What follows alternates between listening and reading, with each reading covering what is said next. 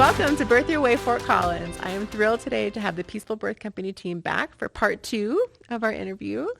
This is just a few members of the PBC team, but I'm so thrilled to have you all here today. If you wouldn't mind, just go around and introduce yourselves. Yeah. I'm Katie Ayango, and I'm the owner of Peaceful Birth Company. I'm a doula and a childbirth educator, mom, animal lover. So many things. I love that. I don't know if you added that in. I don't think I did. The people should know. She loves animals. I do, a lot. I'm Carly Neal. I'm an herbalist, a doula, a Waldorf-inspired caregiver, and a mother of 5. I'm Ellen Hunsaker. I'm a doula. I'm a prenatal, postnatal, and baby and me yoga teacher and a nanny and member of PBC. And I'm Danielle Stinger, host of Birth Your Way, Fort Collins. I'm also a very proud member of the PBC team, trained by PBC, I'm a birth doula and childbirth educator as well. Thanks for joining me for part 2. Yeah, thanks for having us. Yeah, so fun we had to do 2 parts. To pick up where we left off last time, we were talking about the benefits of the group, the shared values of the group, the shared perspective on birth of Peaceful Birth Company. So if you didn't hear part 1, I really recommend going back to listen to it because it's a really great overview on who Peaceful Birth Company is as a group and the values and beliefs that we all share. But to dive further into the group model, which I know when people are looking at selecting a doula, they're looking at, do I hire an individual solo practice? I really like this particular person. What are the benefits of hiring a group versus a solo person, which we did talk a little bit about in episode 1. But to dive further into the practicalities of working with a group. I know a concern that many families worry about is like, what if my doula is at another birth? What if they get sick? Many doulas are brought to this work by our own births, and so we have our own kiddos that sometimes we're not able to come to the birth like we wanted to sometimes. So how does Peaceful Birth Company working in this group address that issue, would you say? Yeah, I would say that starts in prenatals, right? Even before then in consult, they know that when they're joining the team, that they're not going to be left alone. And then as we get farther along in the pregnancy, they're getting the opportunity to meet the team if they want. If they read a bio and they feel connected to one of the other doulas as a backup, they get a chance to sit down with them and consult with them. And I think it goes back to that trust piece again. We know that we trust each other. We're very loud about that. And I think that's felt energetically. And I feel like families come in and they can kind of just feel like everybody's on the same page. Mm-hmm. And we navigate it through, we have an app that we use. So I feel like real time when we need each other, we're able to just reach out and we can set up a backup. Sometimes we have multiple backups, you know, because sometimes we have multiple births a month and all of us are stacked in 1 month. And so we'll have backup. Backups. Yeah. And I think it's important to note that what I tell every client that meets with us, like, yes, you'll have your primary doula, you'll have your backup doula, but the research overwhelmingly shows that having a doula at your birth is going to improve outcomes. And I also really trust the universe. It's always funny how I'll be really attached to wanting to go to somebody's birth, and then for some reason I'm at a different birth, or I think that the right doula ends up there for the right reasons.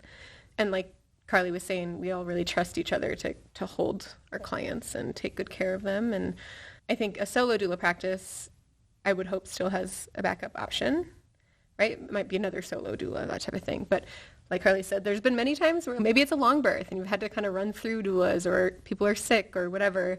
It's so nice to have a deep bench of doulas to lean on. I think people are concerned they don't want to have their doula, but I think that's the goal, really. That's the priority, is to have... Yeah, we always prioritize. Yeah, having your primary doula there. Because there are doula groups around the country that you just hire the group and whoever is available shows up. And while I think, like I said, having a doula there is better than not having a doula, I do think that there's value in ideally having somebody that you've connected with, that you feel like some version of safe with. That's the ideal, but life's. And I also think I train the doulas to prioritize their work-life balance. And, if you're on call for all your births all the time and you're staying to all of them all the time, now this is not a sustainable job for you anymore. And that would be a bummer to lose all these great doulas because they got burnt out. So I think it's also kind of normalizing to our clients that our doulas also deserve to have a life and to have flexibility. And, like I said, I play in a band and we have concerts and I can't just be like, oh, the client's in labor, I'm going to jump off stage, but I do have this great backup doula who's going to cover me while I'm doing that. So I think it also kind of speaks to the ethos of just making sure that this work is sustainable, because the average doula only lasts 3 years. I think they burn out in 3 years. And I think it's because we tend to martyr ourselves and we just can't help but want to be available all the time. And then it's exhausting. You can't keep doing it. So a bit of it is like, I think just even messaging or normalizing to the community that, yeah, it's okay to have a backup doula and a backup doula, because all of us deserve flexibility and all of our clients deserve, so we're ready and willing and able to be there as much as possible. And we're pretty good about also sharing like what are the most important things that our clients want to happen, or like how they want their space to feel. We're pretty good about communicating that with backups. And a lot of times we have chances for people to call and chat with their backups beforehand too, so that they kind of have an idea like, okay, if my backups or my doula is sick, then I could possibly be with this one, and we've made contact. And we also keep our information in a place where we can easily share it with each other, their plans, and so you can be assured that we're all going to be on the same page for you and come in and help you achieve the same goals as your primary doula if you get a backup. Yeah, I would say my own experience working with all of you too is like all the primary doulas are very good about making sure that like if I'm the backup, we have a meeting. Yeah. Like it's very unlikely that you would meet your backup doula for the first time at your birth. Right. I think everyone's very good about that.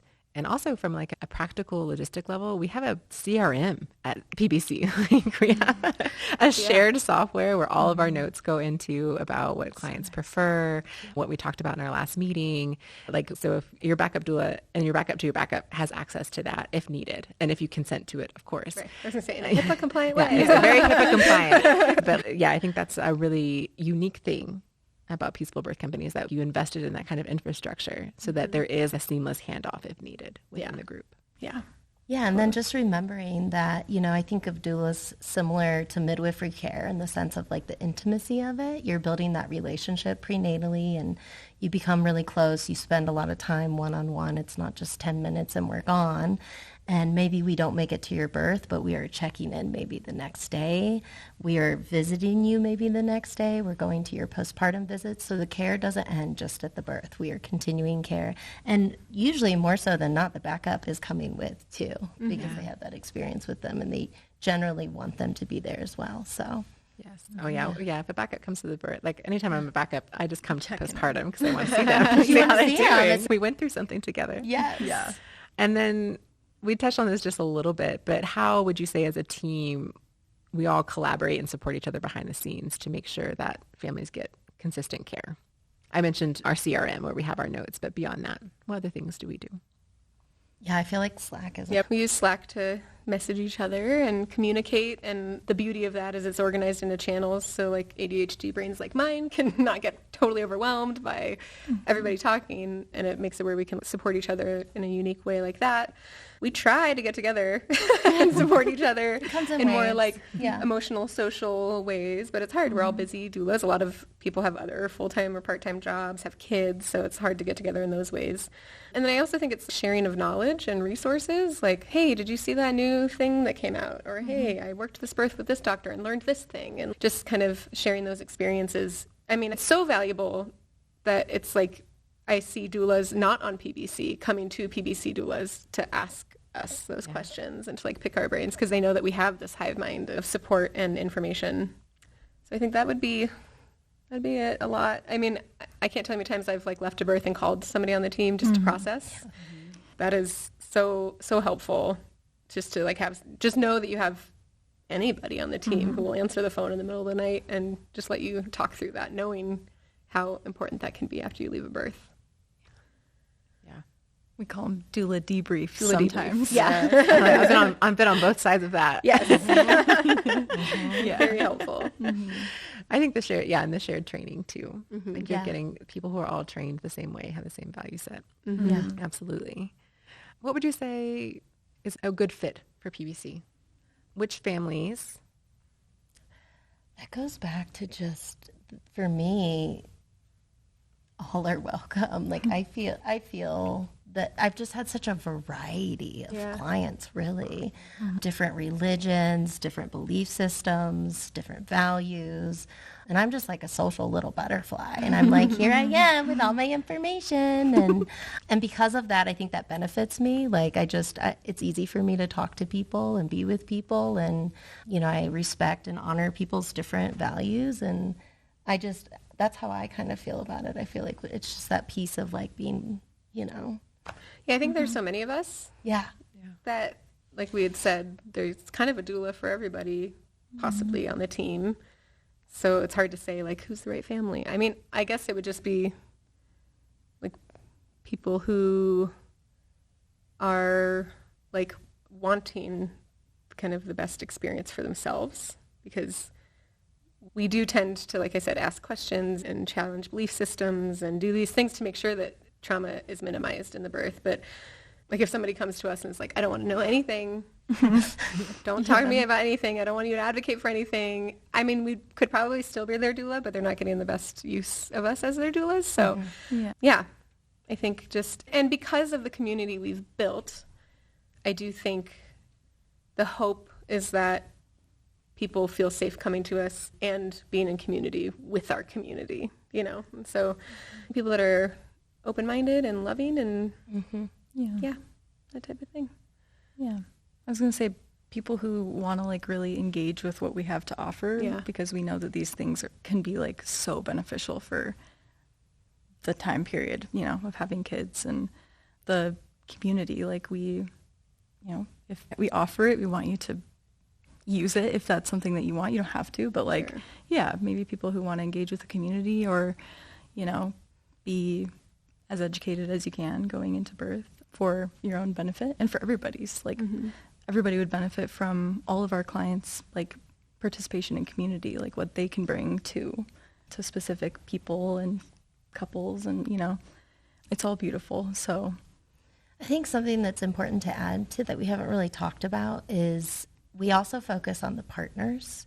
Yeah. And it's just as valuable. The education for the partners, throughout pregnancy, understanding how birth happens and how can I support my partner in labor and birth, and then especially postpartum. It's not uncommon to see first-time parents that are just like, we're going to just wing it. And sometimes that does work. But, I think that is a big piece. And I've had clients hire me saying, I just need you to teach my husband. I need you to teach my husband. I need you to guide him and educate him. And it's a lot too. It's a transformation for the dad as well. They are also in this new season and they're also shifting and transitioning after birth. And so I think that's important to talk about, is like families coming that are also needing support, not just for the person that is pregnant, but the people around them. That can extend to moms, mother-in-laws, supporting the children. So we tend to say we're not just here for you, we're also supporting them as well and guiding them. I'm so glad you said that. I was just teaching the doula training at PBC this past weekend, and I got to teach the section on partner support, which is very important to me because, as I mentioned before, I didn't have a doula at either of our births.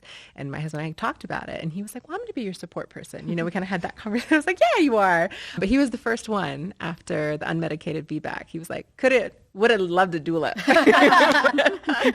Really benefited from that. Yeah, there's just so much benefit to having someone who is not overwhelmed by birth, like who has seen it many times before, who is able to answer the question, is this normal? And almost all the time the answer is yes. Yeah. But to have someone the duration who can hold that. And I think another thing that's pretty cool and unique about PBC is that I think we have this cool fabric makeup that is a glimpse into our community, like different people, different cultures, different lifestyles. We have doulas who speak Spanish. We have queer doulas. We have doulas of color.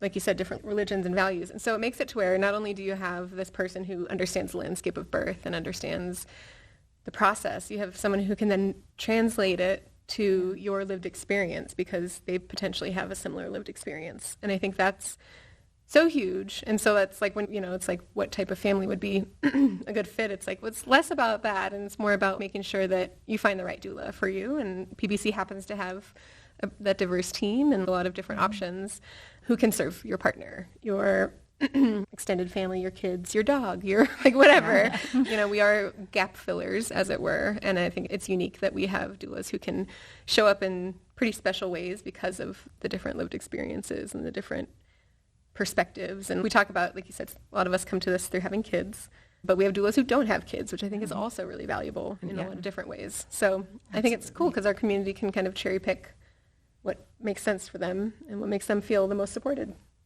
I love that. Well, you guys, I could sit here and talk PBC stuff all day. But I just want to thank you so much for taking the time to share about the group with our community. Yeah, Thanks for being here. Thank you. What a treat this has been. Yes. So fun. We're so proud of our Danielle. Yes. I didn't tee this up, but thank you.